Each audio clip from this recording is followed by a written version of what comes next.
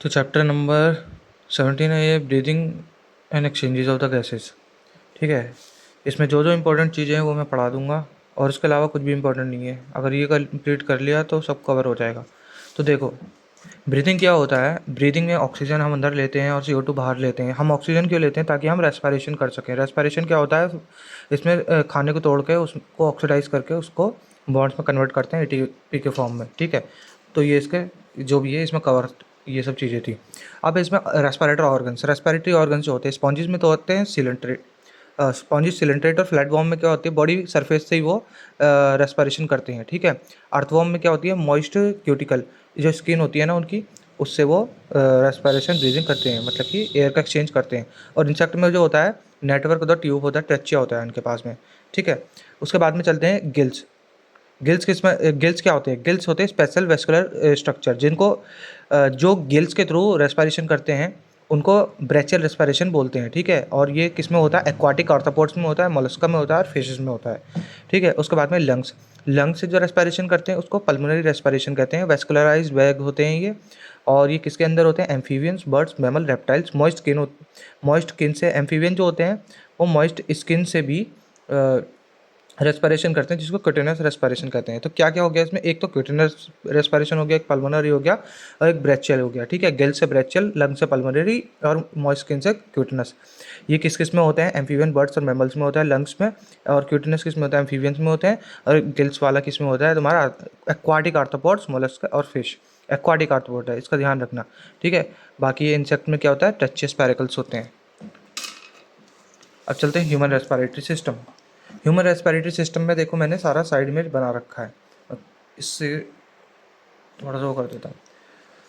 देखो हमारे ये मैंने एक उसमें टेबल मतलब कि एक के बाद एक क्या आता है उसके फॉर्म में मैंने लिख दिया है, जैसे पेपर में आए। नॉस्ट्रिल से नेजल पैसेज होता है, नेजल पैसेज से नेजल चैम्बर होता है, फिर फेरिंग्स होता है, फिर लैरिंग्स होता है। ठीक है, फिर ट्रेचिया में जाता है एयर, उसके बाद में ट्रेचिया से ब्रोंचाई में, सेकेंडरी ब्रोंचाई, टर्मिनल ब्रोंचाई, टर्सरी ब्रोंचाई, फिर ब्रोंचियोल्स में जाता है, उसके बाद में टर्मिनल ब्रोंचाइज में जाता है। ठीक है, तो पहले तो ये चीज़ होनी चाहिए, टर्मिनल ब्रोंचाइज के बाद में एल्वोलाई में जाता है। ठीक है, तो nostril, nasal passage, nasal chamber, pharynx है, लैरिंग्स। इसमें यहाँ पे ध्यान रखना है फेरिंग्स से लैरिंग्स है। ठीक है, फिर ट्रेचिया। ट्रेचिया कहाँ पे डिवाइड होती है? ट्रेचिया डिवाइड होती है फिफ्थ थोरेसिक वर्टिब्रे में।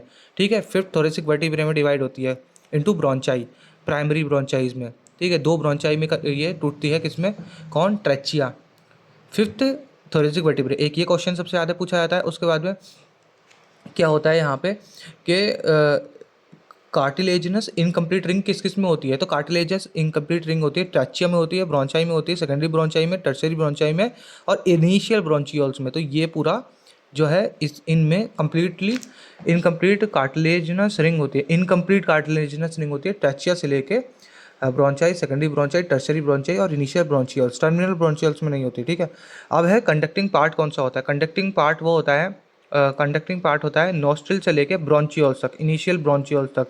Nostril, nasal passages, nasal chamber, ये pharynx, larynx, trachea, bronchi, primary bronchi, secondary bronchi, tertiary bronchi और इनिशियल ब्रोंचियोल्स तक कंडक्टिंग, और टर्मिनल ब्रोंचियोल्स तक, सॉरी, नोस्ट्रिल से लेके टर्मिनल ब्रोंचियोल्स तक जो होता है कंडक्टिंग पार्ट होता है। और एक्सचेंज पार्ट सिर्फ और सिर्फ एल्वोलाई और डक्ट्स होती हैं। एल्वोलाई और उसकी डक्ट्स जो होती हैं वही एक्सचेंज पार्ट होती हैं, या फिर रेस्पिरेटरी पार्ट भी इसको बोला जाता है। ठीक है, फेरिंग्स क्या होता है? कॉमन फूड और एयर के लिए जो पाइप होता है ना, कॉमन फूड और एयर के लिए पाइप जो होता है उसको फेरिंग्स बोलते हैं। और लैरिंग्स पे एपिग्लोटिस प्रेजेंट होता है। एपिग्लोटिस क्या होता है? एक फ्लैप होता है जो कि जब हम मतलब कि अब लैरिंग्स क्या होता है? पहले तो साउंड बॉक्स होता है और कार्टिलेजिनस बॉक्स होता है। तो लैरिंग्स क्या होता है? लैरिंग्स जो होता है एक फ्लैप टाइप का होता है जो कि बंद हो जाता है जब हम खाना खाते हैं। ठीक है, तो ये इम्पोर्टेंट है। अब है लंग्स क्या होते हैं? तो लंग्स क्या होते हैं? लंग्स का ब्रांचिंग नेटवर्क होता है ब्रोंचाई और ब्रोंचियोल्स और एल्वोलाई। ठीक है, लंग्स क्या होता है? ब्रांचिंग नेटवर्क ऑफ ब्रोंचाई, मतलब इसमें ब्रोंचाई में सारी ब्रोंचाइज आ गई। इसमें ट्रेचिया नहीं आता, एक चीज़ ये ध्यान रखना, ट्रेचिया नहीं आता, ब्रोंचाइज सारी आ गई, प्राइमरी, सेकेंडरी। ठीक है, टर्शरी ब्रोंचाई आ गई और ब्रोंचियोल्स पूरे आ गए और एल्वुलाई पूरे आ गई। इसमें ट्रचिया वाला पार्ट नहीं आता, तो लंग्स बहुत इंपॉर्टेंट है। ये मैंने एज इट इज़ ना इनमें से इन्फॉर्मेशन निकाल के साइड में लिखी है। बहुत गंदी है राइटिंग मुझे पता है, लेकिन अगर तमीज़ से देखोगे तो बहुत फ़ायदेमंद होगा। उसके बाद में प्लूरा और मेम्ब्रेन। प्लूरा मेम्ब्रेन जो होती है ना, इसमें डबल प्लूरा मेम्ब्रेन होती है। एक आउटर प्लूरा मेम्ब्रेन होती है जो कि connected to the thoracic cavity से कनेक्टेड होती है, और एक इनर प्लूरा होता है जो कि लंग्स की सरफेस के साथ में कनेक्टेड होती है, ठीक है। फिर प्लूरल फ्लूइड जो होता है, ये डबल प्लूरल मेम्ब्रेन होती है, इसके बीच में जो होता है प्लूरल फ्लूइड होता है। थोड़ा सा मैं इसको कर दूंगा। इसमें क्या होता है, तुम्हारे प्लूरल फ्लूइड होता है इन दोनों के बीच में, बिटवीन बिटवीन प्लूरल मेम्ब्रेन के बीच में फ्लूइड होता है, जिससे कि वो जो है रिड्यूस द फ्रिक्शन कम हो जाता है। अब आगे चलो, तो हमने क्या पढ़ा कि मैं फिर से बताता हूँ, ये कार्टिलेजिनस इनकम्प्लीट रिंग किसमें ट्रचिया से लेके इनिशियल ब्रोंचियोल्स तक होती है, और तुम्हारा ये नॉस्ट्रल से लेके टर्मिनल ब्रोंचियोल्स तक कंडक्टिंग पार्ट होता है, और तुम्हारा एक्सचेंज या फिर रेस्पिरेटरी पार्ट होता है एल्वुलाई या ओविडक्ट तक, एल्वुलाई और उसके डक्ट तक, सिर्फ रेस्पिरेटरी पार्ट। तो ये मेन चीज़ें हैं, और लंग्स का बहुत इंपॉर्टेंट है, ठीक है। ये और ये, ठीक है, ये तीन चीज़ें बहुत इंपॉर्टेंट है। ये तो सबको पता होता है, फेरिंग्स क्या होता है, एपिग्लॉटिस क्या होता है, साउंड बॉक्स क्या होता है, ये नहीं पूछेगा एग्जाम में। अब है कंडक्टिंग पार्ट। तो कंडक्टिंग पार्ट होता क्या है, कंडक्टिंग पार्ट इसमें क्या होता है, कंडक्टिंग पार्ट करता क्या है, सबसे पहले वो ट्रांसपोर्ट करता है एटमॉस्फेरिक एयर को एल्वुलाई तक, ठीक है। ये क्लियर करता है फॉरेन पार्टिकल से एयर को, ह्यूमिडिफाई करता है एयर को, और एयर को बॉडी टेम्परेचर पे लेके आता है, ठीक है। ये कंडक्टिंग पार्ट का काम होता है। एक्सचेंज पार्ट का क्या काम होता है, ये actual site of O2 and CO2 diffusion exchange यहाँ पे होता है, O2 CO2 का diffusion between the blood and the atmospheric air, ये इंपॉर्टेंट है। ब्लड और एटमॉस्फेरिक एयर को ये के बीच में ये डिफ्यूज़न होता है, ठीक है। बाकी ये सारी चीज़ें जो हैं एक बार पढ़ लेना, क्या करता है ये मैंने बता दिया, अगर भूल गए हो तो फिर से वीडियो पीछे करके देख लेना। अब देखो लंग्स क्या होते हैं, ये थोरेसिक चैम्बर में होते हैं, ठीक है, और ये एनाटॉमिकली एयर टाइट चैम्बर होता है। इसमें डॉर्सली जो होता है ना, डॉर्सली जो और डॉर्सली वर्टिब्रल कॉलम के साथ कॉलम होता है इसमें। वेंट्रली क्या होता है, स्टर्नम होता है, मतलब आगे से हमारे आगे जो होता है स्टर्नम होता है, पीछे जो होता है वर्टिब्रल कॉलम होता है, और नीचे की साइड में जो होता है इसमें डोम शेप डायग्राम होता है, और लेटरली जो होता है रिप्स होते हैं, ठीक है। अगर any change in thoracic cavity जो है can be reflect in the lung pulmonary cavity. अगर कोई भी चेंज इसमें थोरेसिक कैविटी में आएगा, मतलब कि अगर रिब्स बाहर होंगे और वो डायग्राम नीचे ऊपर होगा, थोरेसिक कैविटी बढ़ेगी, तो वो जो है सीधे सीधे लंग्स में दिखेगी, उसका जो असर होगा। Such arrangement essential for the breathing as we can not alter the pulmonary volume. तो इस टाइप के जो अरेंजमेंट होते हैं ये ज़रूरी होते हैं, क्योंकि इससे हम जो है पल्मोनरी वॉल्यूम को ज़्यादा ऑल्टर नहीं कर सकते। तो इसमें मैं कह सकता हूँ कि ये तो सबको याद रहता है, लेकिन थोड़ा सा स्टेटमेंट वाइज ना ये इंपॉर्टेंट है, क्योंकि स्टेटमेंट में क्वेश्चन आता है एज इट इज़, ठीक है। As it is complicated language आती है, वहाँ पे दिक्कत होती है। तो स्टेटमेंट्स में जो है सच अरेंजमेंट जैसे कि ये वाला है, ये थोड़ा सा आप रीड कर सकते हो। मैं अपने एक्सपीरियंस से बता रहा हूँ, बाकी तुम्हारी मर्जी है, जो तुम्हें सही लगे वो करना। अब है respiration involve the following steps. अब देखो रेस्पिरेशन में क्या क्या स्टेप्स इन्वॉल्व हैं, ये सारे स्टेप्स बाय स्टेप्स आएगा, ठीक है। ये बहुत इंपॉर्टेंट है, ठीक है। तो इसमें क्या है, respiration involves the following step: the breathing, pulmonary ventilation by the atmospheric air is drawn in and CO2 rich alveolar air is released out। तो क्या होता है कि एटमॉस्फेरिक एयर जो है अंदर आती है और CO2 rich alveolar air is released out. इसी तरीके से याद रखना है, इसको स्टेटमेंट में भी आ सकता है, ये एयर लिख रखा है ना मैंने। इसमें क्या कहता है, ब्रीदिंग और पल्मोनरी वेंटिलेशन, ब्रीदिंग या फिर पल्मोनरी वेंटिलेशन भी दूसरा नाम क्या होता है, ब्रीदिंग का पल्मोनरी वेंटिलेशन, ब्रीदिंग और पल्मोनरी वेंटिलेशन, जिसमें एटमॉस्फेरिक एयर जो है is drawn in and CO2 rich alveolar air, मतलब एल्वोलर में जो एयर होती है वो CO2 रिच होती है, उसको बाहर भेजा जाता है। फिर है diffusion of CO2 across the alveolar membrane, ठीक है, ये इतना डिफिकल्ट पॉइंट नहीं है। फिर क्या होता है, पहले क्या होता है, सबसे पहले पल्मोनरी वेंटिलेशन होता है, एटमॉस्फेरिक एयर बाहर से अंदर आती है, उसके बाद में जो है रिच CO2 रिच वाली लेयर जो होता है एयर जो होती है बाहर जाती है। फिर डिफ्यूजन होता है कहाँ पे, एल्वुलरी मेम्ब्रेन में, ठीक है। फिर ट्रांसपोर्ट होती है gases by the blood, blood से ट्रांसपोर्ट होती है। फिर diffusion of the O2 and CO2 between the blood and tissue. फिर डिफ्यूजन कहाँ पे होता है, O2 और CO2 between the blood and tissue. उसके बाद में utilisation of the O2 by the cell for the catabolic reaction. फिर मतलब कि O2 का यूज़ करके तुम्हारा वही जो रेस्पिरेशन का प्रोसेस है, ग्लूकोज को तोड़ना, पायरुविक एसिड बनाना, ये सब जो है आगे काम है। फिर resultant of the CO2 and cellular respiration, cellular respiration होती है, ठीक है। तो इस तरीके से ना इस सीक्वेंस में इसको याद रखना है। किस तरीके से कि सबसे पहले क्या होती है, एटमॉस्फेयर वगैरह जो है बाहर की तरफ एक्सचेंज होती है, मतलब कि CO2 बाहर जाती है और जो है O2 एटमॉस्फेरिक एयर अंदर आती है। उसके बाद में डिफ्यूजन होता है कहाँ पे, एल्वुलरी मेम्ब्रेन में। फिर ट्रांसपोर्ट होता है ब्लड में। उसके बाद में ब्लड और टिश्यू के बीच में डिफ्यूजन होता है, ठीक है। ब्लड और टिश्यू के बीच में पहले कहाँ तो होता है, एल्वुलरी मेम्ब्रेन पे। उसके बाद में क्या होता है, लास्ट में कैटाबॉलिक रिएक्शन और सेलुलर रेस्पिरेशन होता है। इंपॉर्टेंट चीज़ होगी है। अब चलते हैं भाई अगले। अब मैकेनिज्म ऑफ ब्रीदिंग क्या होती है, देखो ब्रीदिंग की जो मैकेनिज्म होती है ये 2 स्टेज होती है इसमें। एक इंस्पिरेशन होती है, मतलब सांस अंदर लेना, और उसका एक्सपिरेशन होती है, सांस बाहर लेना। ये तो सबको पता है, ये पढ़ना है। मतलब अब जैसे रिवीजन करोगे तो क्या क्या पॉइंट्स पढ़ोगे, ये पढ़ोगे क्या, नहीं ये नहीं पढ़ना है। प्रेशर ग्रेडियंट प्रेशर ग्रेडियंट कौन बनाता है, बाय द डायग्राम, डायग्राम और एक्सटर्नल इंटरनल इंटरकोस्टल मसल्स, ठीक है। अब जैसे ये पॉइंट है, ये ठीक ठाक पॉइंट है कि कौन ये ग्रेडियंट बनाता है, ठीक है। प्रेशर ग्रेडियंट कौन बनाता है, ठीक है। तो एयर कब अंदर आती है, तो एयर कब अंदर आती है, अगर जो इंटर पल्मोनरी प्रेशर है वो कम है एटमॉस्फेरिक प्रेशर से, ठीक है, तो इंस्पिरेशन होगा, ठीक है। अगर हमारे लंग्स के अंदर का प्रेशर कम है और एटमॉस्फेरिक का प्रेशर ज़्यादा है तो हायर प्रेशर से लोअर प्रेशर की तरफ जाएगा, तो इंस्पिरेशन हो जाएगा। और अगर इंटर पल्मोनरी प्रेशर जो है हाई है तो फिर एटमॉस्फेरिक से हाई है तो एक्सपिरेशन हो जाएगा, ठीक है। तो ये इतना इंपॉर्टेंट नहीं है, मतलब ये ऐसा नहीं है कि एग्ज़ाम के टाइम पे बहुत ज़्यादा दिमाग लगाना पड़ेगा, इसमें समझ जाओगे इसको। अब initiated by the diagram contraction, ये कैसे इनिशिएट होता है, इंस्पिरेशन जो होता है इनिशिएटेड बाय द, अब मैंने सीक्वेंस के हिसाब से ये जो सब चीज़ें हैं लिख रखी हैं यहाँ तक, ठीक है। Initiated by the diagram contraction, diagram के कॉन्ट्रैक्शन से ये इनिशिएट होता है।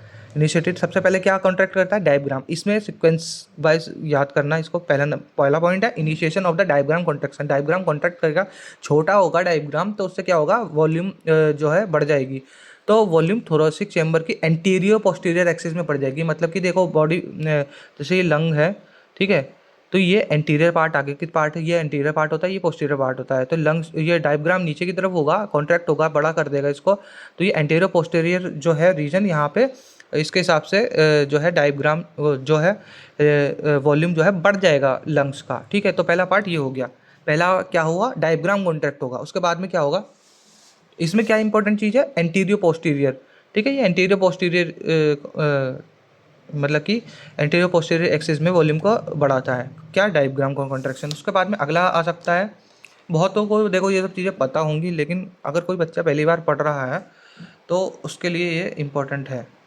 अब अगला क्या है, एक मिनट में थोड़ा सा इसको सेटअप कर लूँ।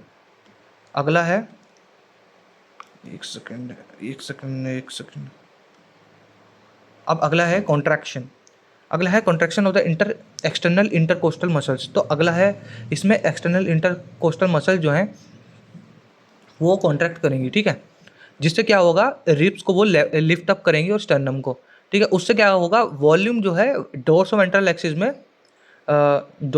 एक्सिस में वॉल्यूम जो है इंक्रीज़ हो जाएगा, ठीक है।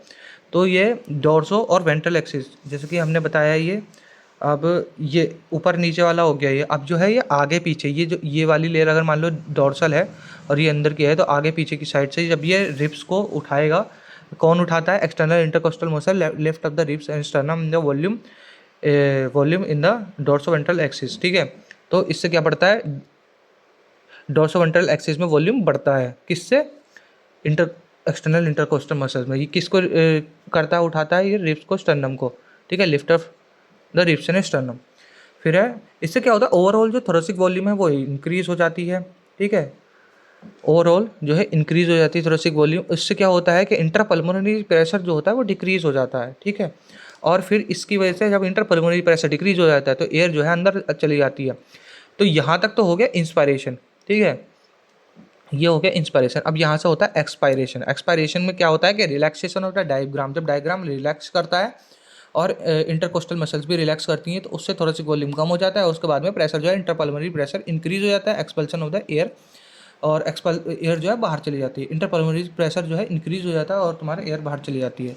तो ये पूरा जो है मुझे पता है कि ये इतना डिफिकल्ट नहीं है, लेकिन इसको सीक्वेंस वाइज आ सकता है ये, ठीक है।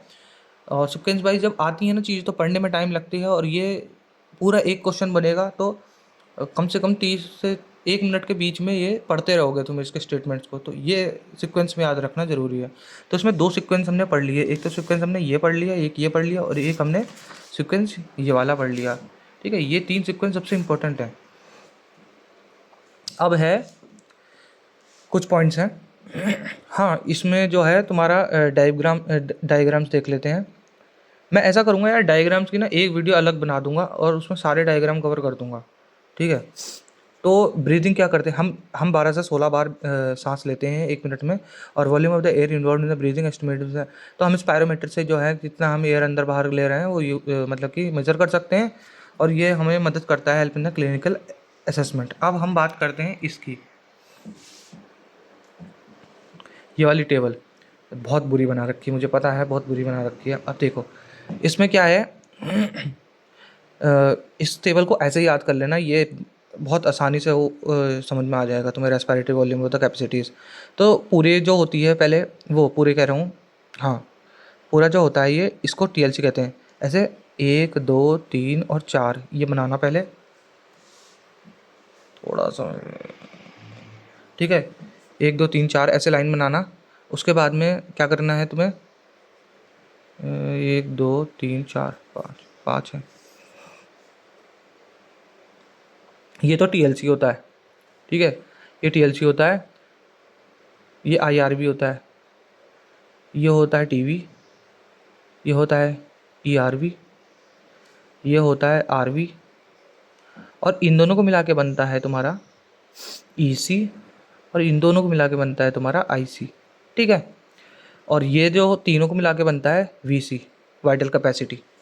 तो आईआरबी होता है इंस्पिरेटरी रिजर्व वॉल्यूम, टीवी होता है तुम्हारा टाइटल वॉल्यूम, ईआरबी होता है तुम्हारा एक्सपायरेटरी रिजर्व वॉल्यूम, और इन दोनों को मिला के इंस्पिरेटरी कैपेसिटी बनती है, और टीवी और ईआरबी को मिला के ईसी बनता है, एक्सपायरेटरी कैपेसिटी बनती है। और जो तुम्हारा रेसिडुअल वॉल्यूम होता है ना, मतलब कि बहुत जान लगा के तुम सांस बाहर को छोड़ दोगे तब भी जो बचेगी उसमें एयर, तो उसको होता है रेसिडुअल वॉल्यूम बोलते हैं, ठीक है। और ये टोटल लंग कैपेसिटी जो होती है, जब तुम बहुत मेहनत से अंदर सांस लेते हो इंस्पायरेटरी रिजर्व वॉल्यूम के बाद में, जो तुम्हारा लंग्स के अंदर कितनी एयर भरी हुई होती है उसको टीएलसी कहते हैं। तो सबसे बेसिक बेसिक चीज़ें मैं बता देता हूँ। तो वॉल्यूम जो है इंस्पायर्ड ड्यूरिंग नॉर्मल रेस्पायरेशन या एक्सपायरेशन, तो जो हम नॉर्मली सांस लेते हैं या निकालते हैं वो टाइडल वॉल्यूम में आता है। और टाइडल वॉल्यूम में कितनी वो होती है वो मैं दूसरे पेन से लिख देता हूँ। टाइडल वॉल्यूम में जो होता है 500 ml एयर अंदर बाहर जाती है, 500 ml, ठीक है, ml है ये। उसके बाद में आईआरबी, उसके बाद में होता है आईआरबी। आईआरबी में क्या होता है कि हम बहुत जान लगा के सांस अंदर को लेते हैं, फोर्सिबल इंस्पायरेशन होती है, तो इसका एवरेज होता है एक बार में 2,500 से 3,000। उसके बाद में expiratory reserve volume. Expiratory reserve volume में क्या होता है कि जब हम बहुत जान लगा के सांस जो है बाहर को छोड़ते हैं, फोर्स एक्सपायरेशन जब करते हैं, तो उसमें जो है 1,000 ml तक हम एयर को बाहर निकाल सकते हैं, ठीक है। और अब देखो ये 3 अगर तुमको पता है, और एक रेसिडुअल वॉल्यूम का पता है, रेसिडुअल वॉल्यूम लगभग 1000 से जो होती है 1100 तक होती है, ठीक है। मैं एग्जैक्ट बता देता हूँ, हाँ 1000 से 1100 तक होती है, जो एनसीईआरटी में दे रखा है वही माना जाएगा। 1000 से लेके 1200 बोला गया है इसमें, 1100 से 1200 बोला गया है। तो अगर तुम्हें ये 4 याद हैं तो तुम कोई सा भी निकाल सकते हो, तुम वीसी निकाल सकते हो इनको ऐड करके, ठीक है। तुम आईसी निकाल सकते हो इन दोनों को ऐड करके, तुम ईसी निकाल सकते हो इनको दोनों को ऐड करके, ठीक है। तो रेसिडुअल वॉल्यूम तुम्हें पता है, और टीएलसी तुम तीन चारों को ऐड करके निकाल सकते हो, तो ऐसा करके तुम सब निकाल सकते हो, ठीक है। तो इस वाली टेबल को याद रखना। I am sorry. अब है अगला, अब है अगला expiratory exchange of the gases. यहाँ पे कुछ ए आर्स हैं क्या, असर्सन, रीज़न, डायग्राम, जनरेशन, सच इंस्पिरेशन,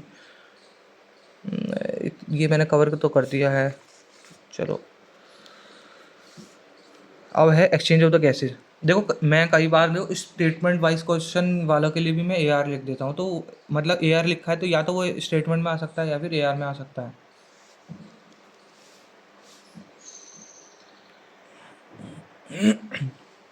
अब है exchange of the gases. Exchange of the gases कैसे होता है, देखो factor effect the diffusion in the gas between the blood and tissue, oxygen और CO2 के। ठीक है, तो क्या क्या फैक्टर्स हैं जो ये तुम्हारा डिफ्यूजन को इफेक्ट करते हैं between the blood and tissue of oxygen and CO2।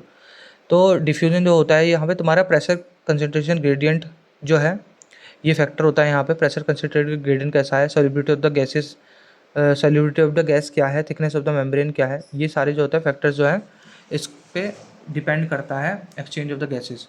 किस पे डिपेंड करता है, pressure concentration gradient, solubility of the gases और थिकनेस ऑफ द मेम्ब्रेन, तीन होते हैं ये। ठीक है, इसमें और यहाँ पे जो प्रेशर होता है वो पार्शियल प्रेशर होता है। ठीक है, और अगर आप ये देखो ये वाली टेबल देखोगे ना तो इसमें जो इसमें पार्शियल प्रेशर का जो कंसंट्रेशन ग्रेडियंट है ऑक्सीजन के लिए वो इस तरीके से है कि वो एल्वलॉय से ब्लड की तरफ और ब्लड से टिश्यू की तरफ होता है। ठीक है, अगर इस वाली टेबल को आप देखोगे, ये टेबल पूरी याद होनी चाहिए। इसको एक तरीका होता है याद करने का कि 159 एटमॉस्फेरिक एयर ऑक्सीजन का है पहले ये। ठीक है, ऑक्सीजन का, ये CO2 का। ठीक है, 159 104 ये तो याद करना पड़ेगा, लेकिन ये 40 95 40 होता है। ठीक है, और ये 40 45 40 45 होता है, 40 45 40 45 होता है। ठीक है, तो इस तरीके से याद रखना, 40 45 40 45 40 95 40 और 159 104 0.3। ठीक है, इस टेबल को याद रख लेना, इंपॉर्टेंट है ये। तो जो प्रेशर ग्रेडियंट होता है ना ऑक्सीजन का होता है एल्वोलाई से ब्लड की तरफ, ब्लड से टिश्यू की तरफ, लेकिन जो CO2 का होता है वो टिश्यू से ब्लड की तरफ और ब्लड से एल्वोलाई की तरफ होता है। ठीक है, इंपॉर्टेंट है ये, टिश्यू से ब्लड और ब्लड से एल्वोलाई, टिश्यू से ब्लड और ब्लड से एल्वोलाई। ठीक है, क्योंकि CO2 जो है वापस जाना चाहेगा ना, तो टिश्यू से ब्लड, ब्लड से एल्वोलाई, बस कॉमन सेंस है ये। तो अब है CO2 जो होती है ये 20 से 25 टाइम जो होती है सॉल्युबिलिटी इसकी हायर होती है as compare to the O2। ये AR है, CO2 से 20-25 times higher than the O2, the amount of the CO2 that can diffuse through the diffusion membrane per unit difference in the partial pressure is much higher as compared to the O2। ठीक है, diffuse to the membrane per unit difference in the partial pressure is much higher than O2, इसको as a statement भी आ सकता है। वैसे ये fact तो याद रखना है। अब है तुम्हारे कौन से जो होती हैं मतलब कि बीच बीच में क्या क्या बैरियर्स होते हैं, मतलब कि पल्मोनरी कैपिलरी के बीच में ये जो तुम्हारे 3 लेयर्स होती हैं। ठीक है, डिफ्यूजन मेम्ब्रेन बोलते हैं। डिफ्यूजन मेम्ब्रेन में तीन लेयर्स होती हैं। डिफ्यूजन मेम्ब्रेन में क्या क्या लेयर्स होती हैं, सबसे पहले होती है तुम्हारी squamous epithelium of alveolar wall. हमने जो वाला चैप्टर है उसमें पढ़ा है कि स्क्वामस एपिथेलियम किस में होती है, स्क्वामस एपिथेलियम होती है एल्वुलॉइज में। ठीक है, एल्वुलॉय के वॉल में।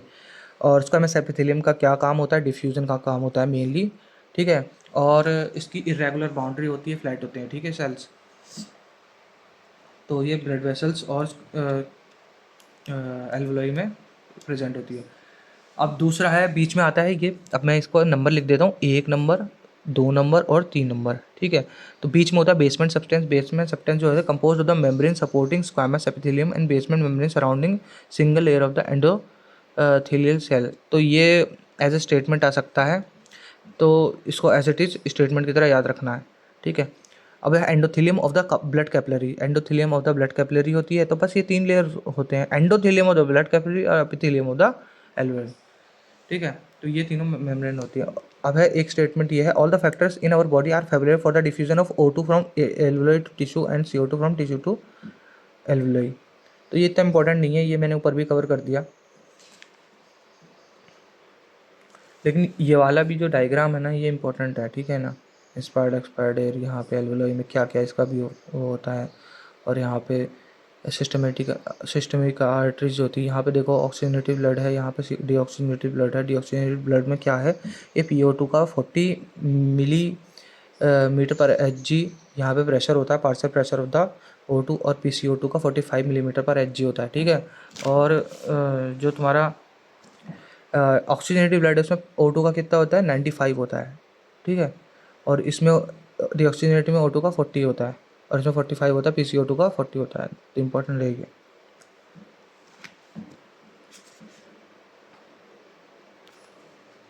टिश्यूज़ का भी याद रखना है, यहाँ पे टिश्यूज़ है ना, तो यहाँ पे मैं लिख देता हूँ टिश्यूज़ का कितना होता है।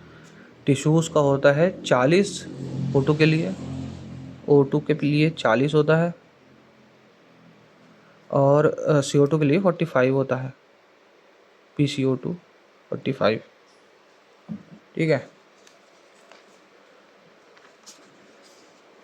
तो मतलब कि ये 40 से तो 45 नहीं जाएगा ना, 45 में नहीं जाएगा, ये 45 से इधर की साइड जा सकता है 40 में।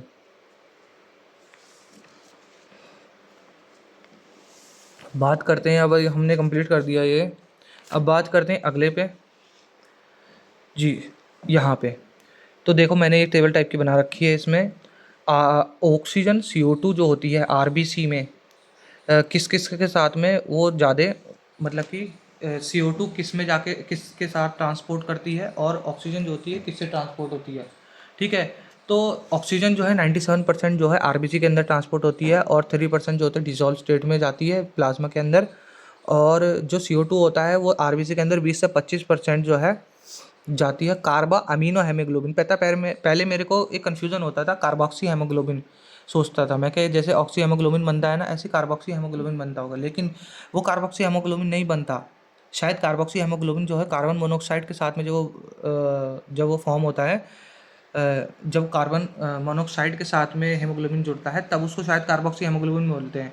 तो कार्बन डाइऑक्साइड के साथ में कार्बा अमीनो हेमोग्लोबिन होता है, ठीक है, कार्बा अमीनो हेमोग्लोबिन होता है। तो इस चीज़ का बहुत ध्यान रखना। तो कार्बोक्सी जो होता है 20 से 25% RBC के साथ जाता है CO2 और डिजॉल्व स्टेट में 7% होता है और बाइकार्बोनेट से 70% जाता है, तो भी बहुत इंपॉर्टेंट है ये। अब है इम्पोर्टेंट पार्ट ये कि 100% वो 100 ml जो ऑक्सीजनेटेड ब्लड होता है उसमें 5 ml O2 जाता है साथ में, और एक हेमोग्लोबिन मॉलिक्यूल के साथ में 4 मॉलिक्यूल ऑक्सीजन के जुड़े हुए होते हैं। और अगर 100 ml डीऑक्सीजनेटेड ब्लड की बात करेंगे तो उसमें 4 ml CO2 जाता है। तो ये इंपॉर्टेंट पॉइंट्स हो गए। अब है इसमें ऑक्सीजन, इसमें AR है O2 can bind with the haemoglobin the reversible manner, तो ठीक है इसका ध्यान रखना, reversible manner to form the oxyhaemoglobin. तो O2 can bind the reversible manner to form the oxyhaemoglobin, मतलब कि जो है ऑक्सीजन ऑक्सी हेमोग्लोबिन बना सकता है और उससे टूट भी सकता है, ठीक है, रिवर्सिबल मैनर। ऐसे स्टेटमेंट क्या ध्यान रखना है, स्टेटमेंट मैं समझने को बहुत आसान चीज़ है, लेकिन ऐसा स्टेटमेंट जब आएगा और तुम्हारे को 50 मिनट के अंदर पूरा 90 क्वेश्चन करने होंगे ना, तब दिमाग कितना तेज चलता है वो भी ध्यान होता है। तो ऐसे में स्टेटमेंट रीड जरूरी करने हैं। Binding of the oxygen with the haemoglobin is primarily related to the partial pressure of the O2। तो बाइंडिंग ऑफ द ऑक्सीजन जो होता है haemoglobin is primarily related to the partial pressure oxygen. Oxygen की जो binding होती है ये related होती है पार्शियल प्रेशर ऑक्सीजन के और partial pressure of the CO2 के, हाइड्रोजन आयन कंसंट्रेशन, टेम्परेचर। तो किस किस पर डिपेंड करती है ये 4 चीज़ों पर डिपेंड करती है। बाइंडिंग ऑफ ऑक्सीजन डिपेंड करती है partial pressure of the oxygen, CO2, hydrogen ion और हाइड्रोजन आयन के कंसंट्रेशन पे और टेम्परेचर पे, मतलब कि हाइड्रोजन आयन का कंसंट्रेशन मतलब कि pH हो गया और टेम्परेचर पे, 4 चीज़ों पे डिपेंड करती है, ठीक है, क्या बाइंडिंग ऑफ द ऑक्सीजन। अब उसके बाद में चलते हैं हम इसके बेसिस पे ना हमारा एक सिग्मोइड कर्व बनता है। ये 4 जो फैक्टर्स होते हैं बाइंडिंग ऑफ ऑक्सीजन को जो इफेक्ट करते हैं, इसके बेसिस पे 4 इसके बेसिस पे जो होता है एक सिग्मोइड कर्व बनता है। यहाँ पे क्या है, percentage saturation of the haemoglobin with the oxygen, और यहाँ पे क्या है partial pressure of the oxygen millimetre पर Hg, ठीक है। ये ऑक्सीजन डिसोसिएशन कर्व होता है। ये भी पूछा जा सकता है तुमसे, percentage saturation of haemoglobin the oxygen, ये है percentage of the haemoglobin the oxygen, percentage saturation of the haemoglobin with the oxygen, haemoglobin के साथ में कितना ऑक्सीजन जुड़ रहा है, पार्शियल प्रेशर ऑफ ऑक्सीजन, जब कितना पार्शियल प्रेशर है ऑक्सीजन का। अब एल्वोलॉय में क्या होता है कि लो H होता है, मतलब कि H लो होता है, मतलब pH जो होता है हाई होता है, मतलब कि बेसिक तो नहीं होता होगा इन्वायरमेंट, लेकिन pH जो होता है हाई होता है, मतलब ये ध्यान रखना, लो OH मतलब pH हाई, उसमें पढ़ा होगा इक्विलिब्रियम में। अब हाई PO2 होता है, PO2 हाई होता है, मतलब कि ऑक्सी हेमोग्लोबिन जो होता है वो बनना चाहता है एल्वोलॉय के जगह पे, एल्वोलॉय की साइड पे, ठीक है। और लो PCO2 होता है, ठीक है। और लो PCO2 का मतलब है वहाँ पे एल्वोलॉय पे जाके जो है कार्बा अमाइनोग्लोबिन जो है वो टूटना चाहता है और लो टेम्परेचर इसके लिए फेवरेबल होता है, ठीक है। उसके बाद में फॉर्म द एक्सोहेमोग्लोबिन, ठीक है। तो इसकी वजह से, इन सब फैक्टर्स की वजह से क्या होता है कि ये ऑक्सोहेमोग्लोबिन जो होता है फॉर्म होता है एट द एल्वुलाई, एल्वुलाई पे एक्सोहेमोग्लोबिन जो होता है बनता है, ठीक है। उसके बाद में एट द टिश्यू, टिश्यू पे क्या होता है, टिश्यू पे हाई एच पॉजिटिव होता है, मतलब कि पीएच होता है लो, एसिडिक होता है वहाँ पे, और लो PO2 होता है और हाई CO2 होता है, टेम्परेचर हाई होता है, मतलब उसका उल्टी कंडीशंस होती हैं। और यहाँ पे टिश्यू पे क्या होता है, ऑक्सी हेमोग्लोबिन टूटता है, मतलब कि टिश्यू को एट द एंड क्या चाहिए, ऑक्सीजन चाहिए, ठीक है। तो वहाँ पे ये कंडीशंस होती हैं। तो ये हो गया। उसके बाद में ये सारी चीज़ें कवर कर दी हैं। एट द टिश्यू क्या होता है, हाई CO2 होता है और लो O2 होता है, लो O2 होता है टिश्यू के जगह पे, तो ऑक्सी हेमोग्लोबिन जो होता है, कार्बामिनोग्लोबिन यहाँ बनना होता है। और ये जो है ट्रांसपोर्ट ऑफ, ये कार्बन डाइऑक्साइड के POV से बता रहे हैं और वो जो है ऑक्सीजन के POV से बता रहे हैं। तो कार्बन डाइऑक्साइड जो है टिश्यू पे हाई होता है और लो ऑक्सीजन लेवल होता है वहाँ पे, तो कार्बामिनोग्लोबिन जो है टिश्यू पे बनता है और जो है एल्वुलाई पे ये टूटता है ताकि ये बाहर निकल सके CO2। अब है कार्बन, हाँ, इसमें बहुत इंपॉर्टेंट पॉइंट है ये, PO2 is the major factor which could affect this binding. तो कार्बा अमीनो हेमोग्लोबिन जो CO2 की बाइंडिंग है ना, ये PO2 इसमें बहुत मेजर फैक्टर होता है which could affect this binding. This binding is related to the partial pressure of CO2 और PO2 is the major factor which could, तो ये अच्छा सर्सन रीजन आ सकता है। अब बात करते हैं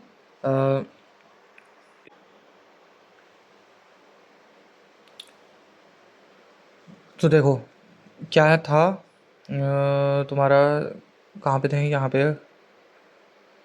हाँ, तो देखो एक चीज़ है, RBC जो होता है ना उसमें कार्बोनिक एनहाइड्रेस हाई होता है, और प्लाज्मा जो होता है उसमें जो होता है थोड़ी बहुत क्वांटिटी में होता है, लो क्वांटिटी में होता है। क्या, कार्बोनिक एनहाइड्रेस एंजाइम जो होती है, कार्बोनिक एनहाइड्रेस एंजाइम क्या होती है, वो CO2 और H2O को H2CO3 में कन्वर्ट करती है, ठीक है, या फिर उसको वापस CO2 और H2O में भी कन्वर्ट कर देती है। तो एल्वुलर साइड में क्या होता है, PCO2 कम होता है। PCO2 कम होने की वजह से क्या होता है वहाँ पे CO2 और H2O टूटता है, ठीक है। तो कार्बोनिक एनहाइड्रेस एंजाइम जो है दोनों साइड काम करती है। पहली चीज़, एल्वुलर साइड पे क्या होता है, PCO2 कम होता है, PCO2 कम होने की वजह से यहाँ पे जो है CO2 और H2 में टूटता है, ठीक है, ठीक है। और SCO3 जो होता है टिश्यू की साइड में जो होता है, PCO2 हाई होता है, तो वहाँ पे जो होता है SCO3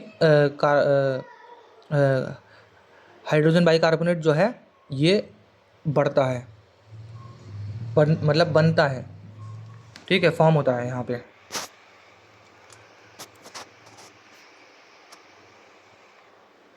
यहाँ पे ये फॉर्म होता है।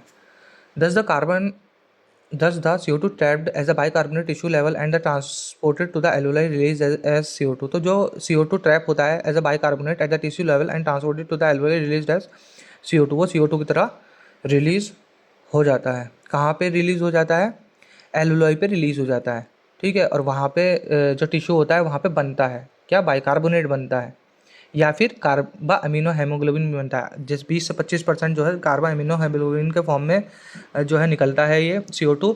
तो ये 20 से 25% कार्बा अमीनो हेमोग्लोबिन बनता कहाँ पे है, वो टिश्यू साइड पे बनता है, वो भी टिश्यू साइड पे बनता है। और ये जो 70% बाइकार्बोनेट के फॉर्म में CO2 रिलीज होता है वो भी टिश्यू लेवल पे ही जो है फॉर्म होता है।